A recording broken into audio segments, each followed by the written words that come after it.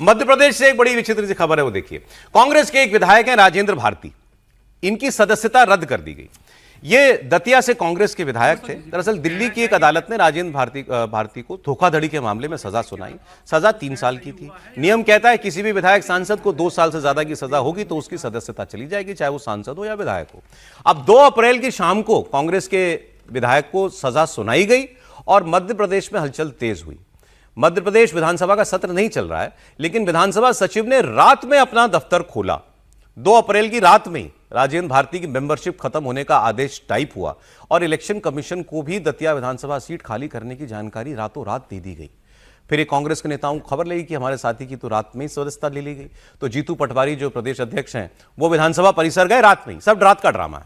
और वो विधानसभा परिसर में पहुंच गए और उसके बाद वहां जाकर सचिव साहब से उन्होंने पूछा, बाजा भाई ये क्या हुआ, बड़ी जल्दी आप लोगों ने दिखाई। उनको बताया गया कि ये तो प्रक्रिया है, ऐसा ही है।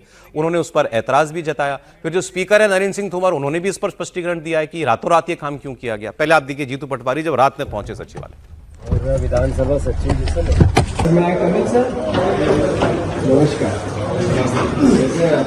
आपसे दर्शन भी होगा।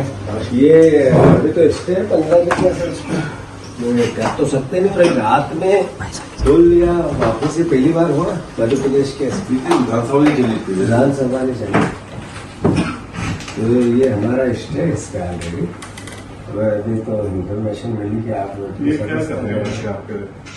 अच्छा, दरअसल कांग्रेस विधायक को जिस मामले में 3 साल की जेल हुई है, वो एक 27 साल पुराना मामला है। 1998 में राजेंद्र भारती जिला सहकारी कृषि ग्रामीण विकास बैंक के अध्यक्ष थे। इन पर इल्जाम था कि इन्होंने अपने पिता के संस्थान के नाम पर जमा 10 लाख रुपए की एफडी के ब्याज को फर्जी दस्तावेजों के जरिए हड़प लिया। इस पर इनको 3 साल की सजा हुई। लेकिन कांग्रेस का यह कहना है कि कोर्ट के आदेश के बाद राजेंद्र भारती के खिलाफ एक्शन लेने में जिस किस्म की तेजी दिखी, उससे लगता है कि सरकार की मंशा ठीक नहीं है। विधानसभा खुली है, जगह 11 बज गए। हमारे मुख्य सचिव हम आए तो उठ के चले गए। नहीं भैया, इसके विधानसभा के कोर्ट का स्टे है राजेंद्र भारती जी की उस पे, उसके बावजूद भी ये इस तरीके की हरकत कर रहे हैं।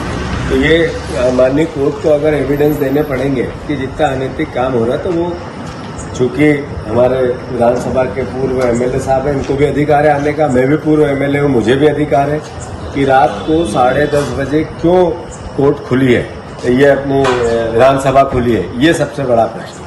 ये विधानसभा 10 बजे तक तो चली नहीं पूरे टाइम, और अभी आके संस्था खत्म करने का काम करने जबकि स्टे है, ये बर्दाश्त थोड़ी होगा। विधानसभा खुली।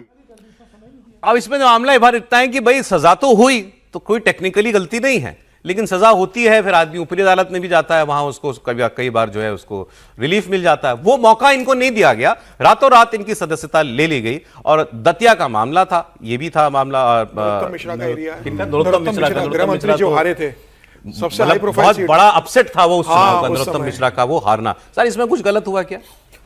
देखिए, तकनीकी रूप से तो कुछ भी गलत नहीं हुआ। 3 साल की सजा हुई, 2 साल से ज्यादा की सजा पर सदस्यता चली जाती है और विधानसभा सचिवालय को सूचित करना पड़ता है। विधानसभा चले न चले, सचिवालय तो डेली खुलता है। लेकिन रात को खोल करके जिस तरह से जल्दबाजी दिखाई गई, उससे जो राजनीतिक संदेश गया है वो सकारात्मक नहीं गया है।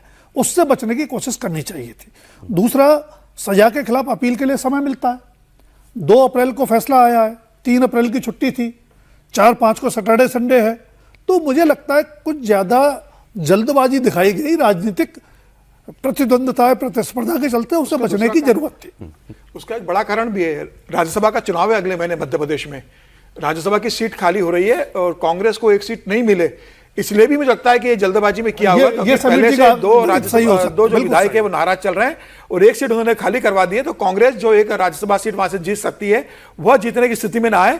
मुझे लगा कि ये कारण भी होगी, राज्यसभा में दोनों सीटें भारतीय जनता पार्टी जीत जाए, अगले महीने विधायक वोटिंग न कर पाए, इसलिए उसकी राज्यसभा के खाली करा दिया।